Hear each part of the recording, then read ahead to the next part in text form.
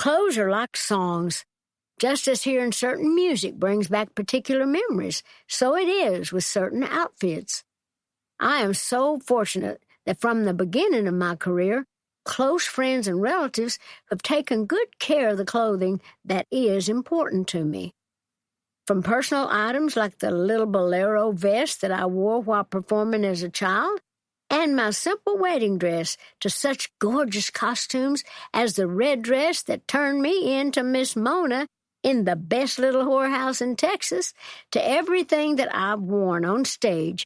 Each of these garments signifies something important, a place in life, a moment in my career, a time when I felt like me, and I treasure them all. Behind the Seams, My Life in Rhinestones tells the stories behind some of my favorite outfits, both on and off stage. It also paints a picture of the evolution of my own personal style that I first developed growing up in the backwoods of East Tennessee. I always loved makeup. I wanted to be pretty. Back then, any woman who wore makeup in the mountains was considered trashy, but I didn't care. When I started buying my own makeup, I also started dressing according to how I felt, which meant wearing tight, low-cut outfits that my mama made. Now, I remember feeling powerful enough to go up against my daddy or my grandpa to say, "Now that ain't that tight. That ain't that low-cut. It ain't that much." And they'd say, "Yes, it is," but I'd be willing to get my butt whooped for it. I would sacrifice for how I wanted to look. The same thing happened when I moved to Nashville in 1964 to become a country star. Just like I had to persist to get my songs heard and ignite my recording career, I had to resist a lot of advice. People telling me to tone down my look or to choose a different type of wardrobe.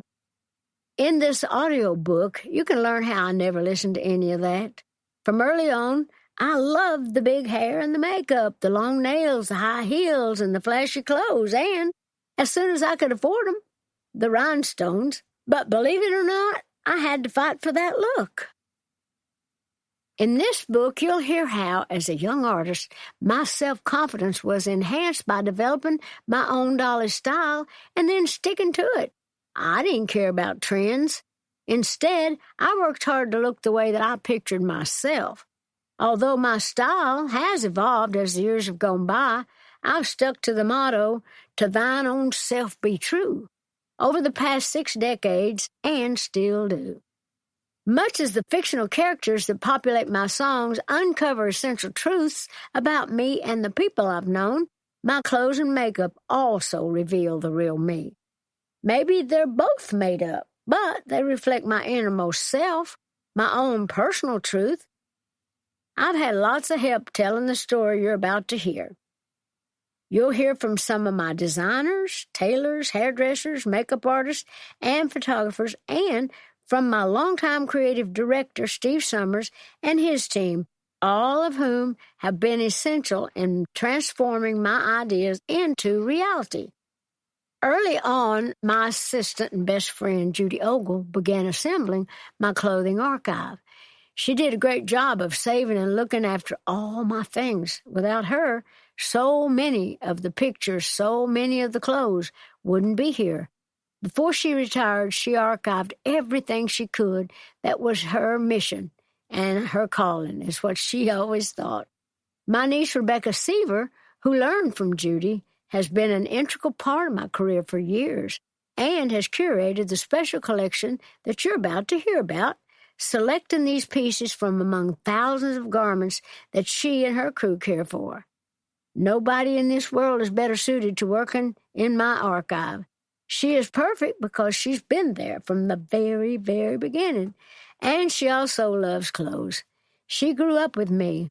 Everything I did, she was part of, and she knows every dress I ever wore, how it looked, how it felt, how it smelled.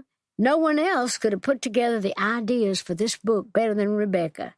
She has selected items spanning 6+ decades, from complete outfits to accessories, shoes, and wigs, to fill these pages.